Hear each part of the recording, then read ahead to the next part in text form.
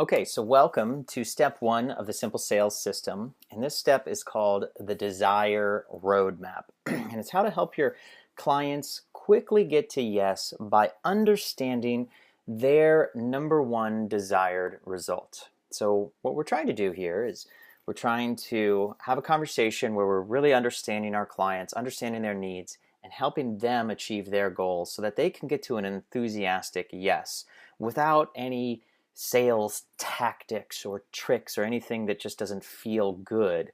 And really, what we're doing is we're trying to turn this free strategy session into their enthusiastic yes so that we can enroll our high paying clients through understanding their desired result and roll your prospects without those sales techniques and make your strategy sessions incredibly valuable. And this last part is easy to overlook, but I think it's important, is making them so fun that you'll look forward to more. Because let's face it, when we think about what do we do for fun, we don't normally think about have sales calls and have sales conversations. But if you can really genuinely help people and you can do it in a way that when they're on the phone with you, they get excited, and that excitement is infectious, and it can come back, and it can really serve you by making it fun. And the more fun you can make this, the easier you can make it, and really allow you to look forward to it. So, in the simple sales system, remember there's these pieces, these 7 steps or pieces, and we're right now on step 1. We're focusing on their desire. So when we start out by figuring out their desire, we're going to keep this really simple. We're starting out with the basic framework of asking them, where are you now, where do you want to be, and why? So that's really all we're trying to figure out in this section. But we're going to dive into some psychology here to figure out how you can do that. And when we get started in this process, one thing that you'll notice is that I schedule my simple sales system calls for 15 minutes. Now, I leave 1 hour between calls, and pretty much everybody who signs up when they actually enroll and purchase, those calls from start to finish take about an hour. And it's usually like 45 minutes of the conversation and 15 minutes of logistics, or somewhere around that regard. However, right in the beginning, I am going to ask some quick qualifying questions, because when I can figure out very quickly if I'm talking to somebody who they're really not motivated to make a change, they're really not motivated, they're not committed to making the transformation that they want in their lives, I can figure that out very quickly, and I can ask a few qualifying questions and figure out whether or not this call needs to go beyond 15 minutes. And usually in the first couple minutes, you can figure out if somebody is just simply not committed.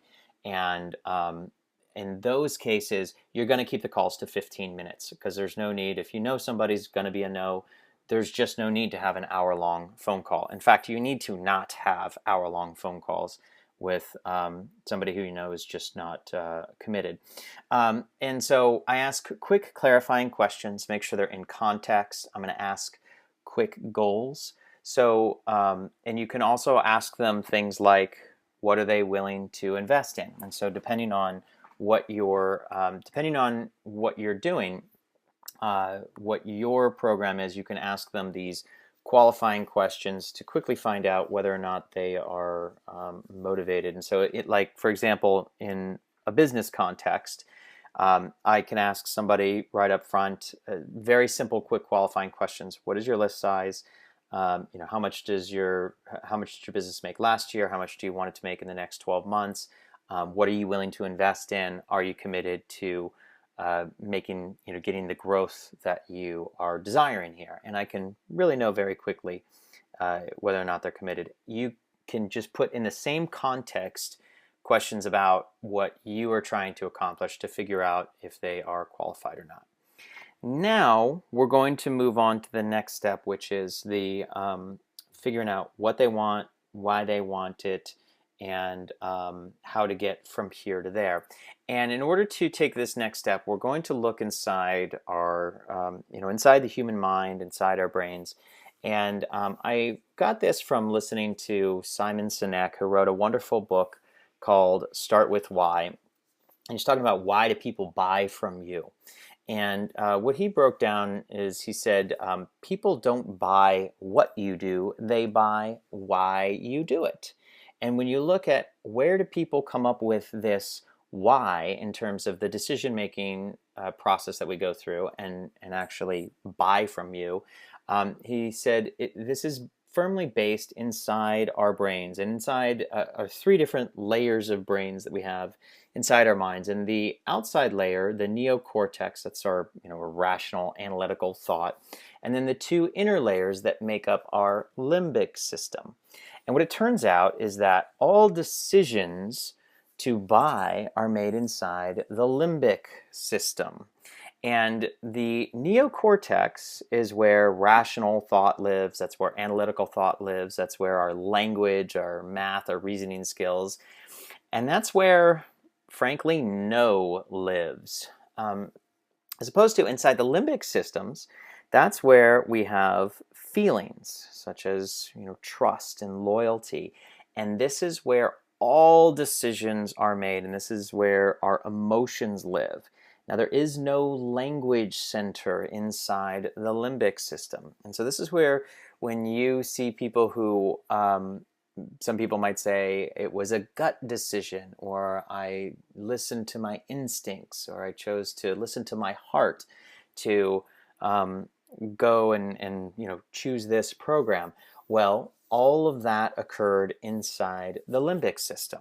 Now, buying is always an emotional decision. So it doesn't happen, it only happens in our emotional brain. It does not happen in our logical brain.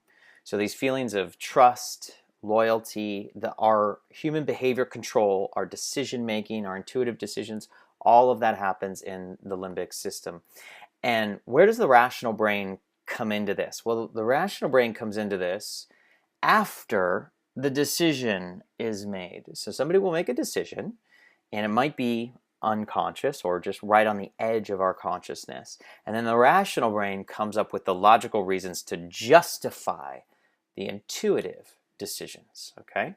And so what we're doing here, and an important thing to remember is if, let me go back one.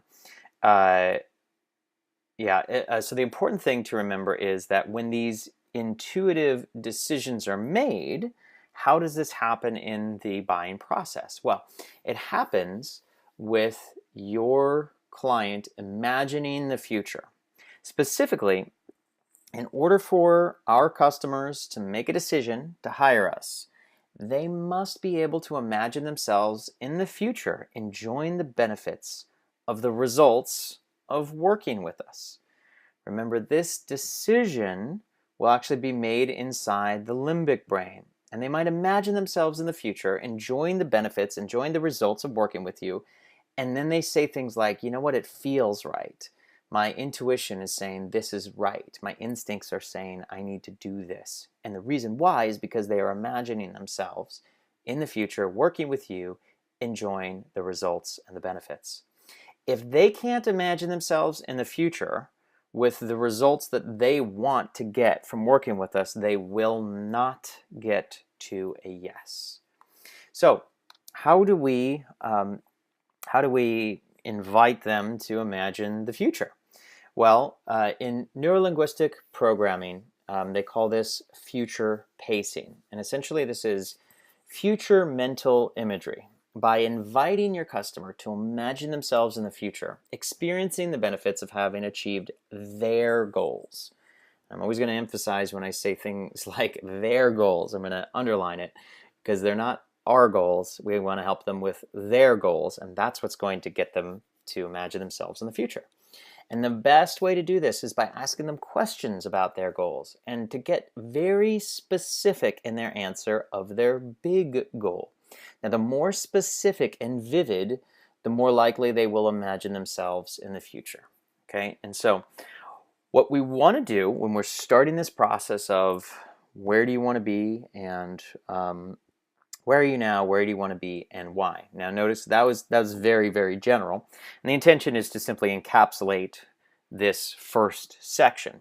However, when you start to go down that line of questioning, we want to get very specific very quickly. And so you can see on the right-hand side the general column, and the left-hand side is its specific equivalent. And when I put these two side by side to showcase what a lot of people do in the beginning of their enrollment conversations is they'll ask a very, very general question. And the challenge with that is it doesn't allow somebody to get really specific and imagine themselves in the future. And it also makes the conversation take a lot longer. And so, for example, in the top right in the general section, a lot of people helping others with their health might say, what health challenges are you having today? Versus a specific, much more specific. Okay, how many pounds overweight are you today? Where would you like to be? How much would you like to lose 12 months from now? And and make it a very specific conversation. General, tell me about your business. Specific. What is the one problem that if I could help solve for you today would be the most valuable thing in your business? General, how are you feeling now? Specific, regarding your depression on a scale of 1 to 10, where you are today. On the same scale in 6 months, where would you like to be? General, what do you want to accomplish with your business? Specific, what do you want your monthly sales to be in 6 months from now? Relationship, what is your ideal relationship? Specific, what kind of a man do you want to be in a committed relationship 6 months from now? And so that will help you not only get the client to come up with a very specific, vivid reason or image of what it is that they want, but it'll also help you get there a lot faster so that you don't have to have a long, rambling, wandering conversation. Remember, in our enrollment conversation, our customers only care about their desired results. They do not care about our program features. So when we go through this conversation, all we really want to focus on is their desired results and how we can help get them there. And so the big secret in enrollment conversations, a lot of people ask me, and I had one client hire us for a $9,000 a month program for a year. And a lot of people would ask me, what's in that program? What do you do? The secret is it doesn't matter. The client could have cared less about what the features were inside that $100,000 program. What they cared about was their results. What they cared about was getting a certain number of email addresses, a certain number of sales, a certain number of visibility. That's what they cared about. And all they cared about is if they could achieve those results and they could see me helping them get there, that's what they really want. If they believe that your program can help them get the results, they're not going to be thinking about the price. They will be imagining themselves having achieved their big goal, enjoying the results that you've helped them attain. So, where are you now? Where do you want to be? And why? Again, that's the general way to encapsulate this first part of the sales conversation. And you should be able to get through this first part of the sales conversation and even go very, very specific in under 5 minutes. It shouldn't take much longer than that for this part of the conversation. And so we want you to quickly understand your customer's number one desire, and you need to get them to articulate that to you, and in the context of how you can serve them. Once you figure out their desired goal within the time frame of your program, so if your program's a 6-month program, you say, where do you want to be in 6 months? If your program's a 12-month program, you say, where do you want to be in 12 months? Finally, it's critical for them to articulate and us to understand their real big why. And I use the quotations around real because you can get a why and then you can get the real underlying why, which is generally the true motivation behind their desired goal. Okay, so in the big why, you want to write it down in their words, and you're going to need their words at the end of your Simple Sales System conversation, because you're going to reconnect your offer back to their big goal and help them and how they're going to achieve their big why. You're also going to want this when objections come up, and you're going to want to get them back to imagining themselves in the future. Okay, and the big why is also going to get them unstuck when they're in indecision mode. And I call indecision mode is when they're back thinking with the rational brain. They're thinking thoughts like, do I have enough money for this? Is this really what I want to do? It's essentially where the no lives. That's in indecision mode. and you want to go back, get them back to their big why. Why are they doing this in the first place? And focusing on their goals in the future. This is what they want to achieve and the result that will inspire them to hire you to make a change. Okay, so their real big why is the thing that's truly motivating them. And the true motivation is frequently not the first thing that they answer. This might not be top of mind, but it's the thing that's really going to get them to hire you because they believe that you're going to help them get them the results that they want. So here's an example. There's a big difference, if you're in the health space, there's a big difference between knowing somebody wants to lose 50 pounds and knowing that the reason, the big why, is so that they can attract the love of their life, get married, and finally start a family. That's the big why. Further future pacing questions. So these are some good questions that we use from time to time, and but future pacing questions should not be limited to this list, but these are good ones to write down. So where do you want to be in a year from now? Making sure that you're asking it in context of what it is that you can do for them. What do you see yourself doing to get there? That's a good one to find out if somebody's committed to actually making the transformation that they're talking to you about.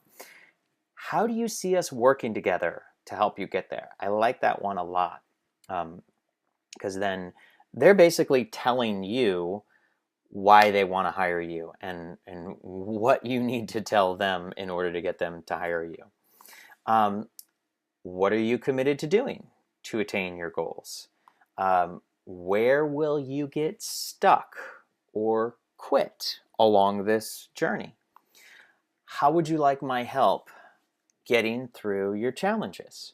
These are all really good future pacing questions. And what I want you to do is, as you're coming up with your simple sales system conversation, is to try these future pacing questions and come up with your own that may be more appropriate or may be a better fit.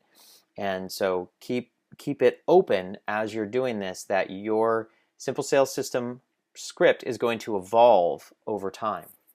Okay, so let me just give you a quick business example. So when I get started on conversations, people see in the calendar that there's only 15 minutes scheduled, and I usually start with something like, okay, well, so we have about 15 minutes, so let's jump in. And I don't say, what do you want, where are you today and where would you like to be? I just go right in, tell me your current monthly sales today and where do you want to be in 12 months. Now, because I'm helping people with business, people come to me to help to increase their sales. So I already know that. So I can really cut through to a much faster, more succinct conversation, because I don't have to go from a very general area. I can just go right to the question. What are your current monthly sales today? In 6 months from now or in 12 months from now? What do you want them to be, instead of saying, how can I support you in your business? Okay, because that could just lead to this long wandering conversation that doesn't really get anywhere. All right. Just do another quick example in health and weight loss. Okay, so we only have about 15 minutes to get started, so let's jump right into it. How many pounds overweight are you today?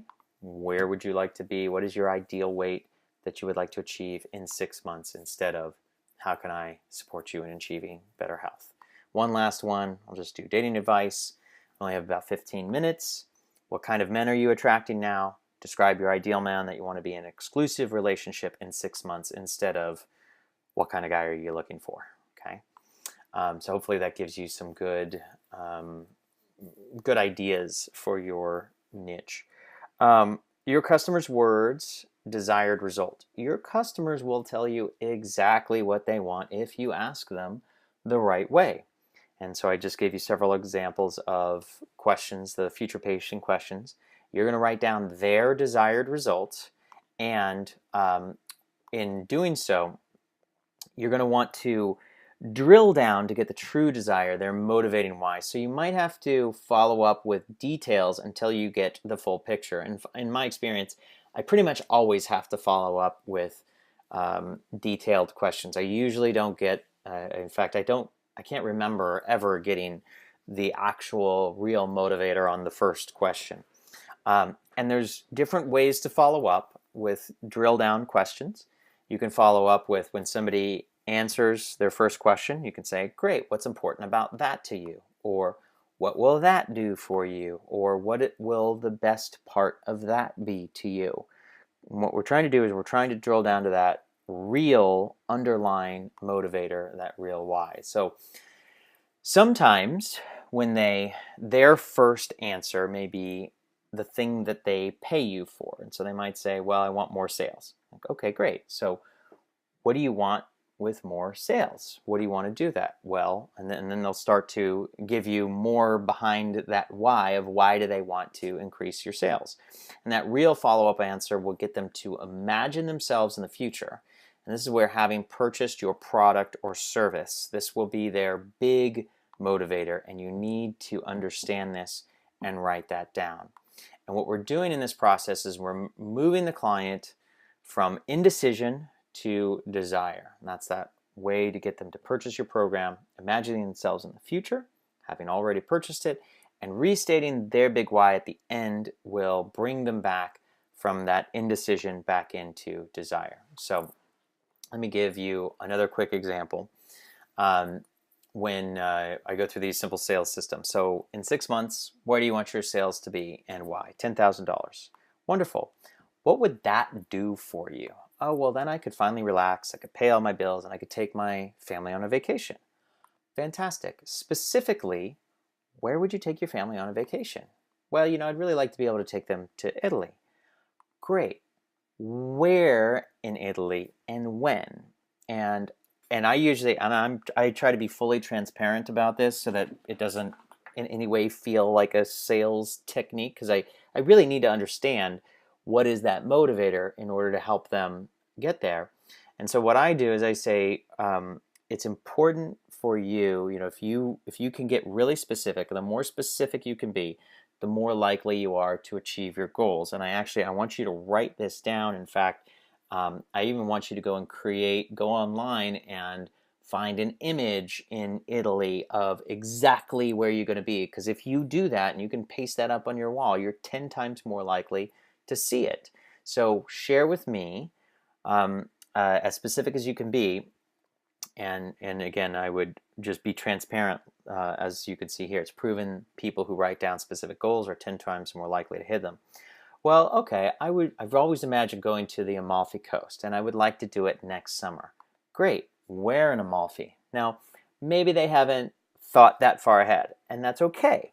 But the more specific you can get them, the better. And I might even help them a little bit. Well, what about like renting a villa in Positano in August so that you can take a boat trip to Capri and visit the Blue Grotto? And they go, now you're talking. And now you're there. You have arrived. And so we didn't just stop at, I want to make $10,000 a month. We went down to, what I really want is I really want to take my family on an amazing vacation that we're going to remember for the rest of our lives. And we're imagining this. So this is what they're thinking about in their minds. This is what they're picturing is the family on that beach down there in Positano. And they take the kids to the Blue Grotto. And oh yeah, that's it. That's what we really want. And that's the big motivator. So when you can get them to their big why, it gotta be specific. Don't let them off the hook with a vague answer. Help them get to the specific answer.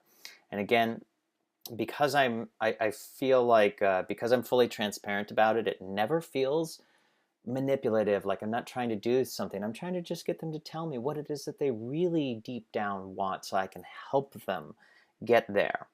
And then you can have them write it down on a piece of paper, which I also think is very helpful, and that will help them achieve their results, which is also good coaching. And that is also going to get you more likely to move them to an enthusiastic yes. So you write down their number one goal, because you're going to use this again after you recap the benefits of your program. Now that's in like step 6, okay? But you're going to bring it back full circle. So your job in this conversation is to help you guide your clients to imagine themselves in the future, having achieved the results, and by reconnecting with their big why at the end, you can take the clients to that critical step of moving through indecision to desire and enroll them into your program. Okay. Last thing, I'll just reiterate, we don't want, it's very easy to get caught up in a long, unprofitable conversation. And we don't want to take 30 minutes just to understand your customer's number one desired result. That's why we go specific quickly. It's a mistake. This mistake is almost always caused by asking too general of a question, like, what are you trying to accomplish? Okay. And so when we can ask that very pointed question, we can drill down quickly, we can eliminate the wandering conversation, and it cuts the time down to a few minutes. So here is your exercise. So what I want you to do is start out by writing your initial first pointed question. This is your opening statement, your opening question. And it's going to help move you right into this conversation. And so your specific question is your equivalent of my question, which is, we only have about 15 minutes. Can you tell me, what are your current sales today? Where do you want them to be in 12 months? So right now, write down your opening statement and your specific question. And then I want you to write down 1, 2, or 3 follow-up questions. And what follow-up questions will your customers need to give you their real big why? Go and do that right now, and we'll see you in the next section.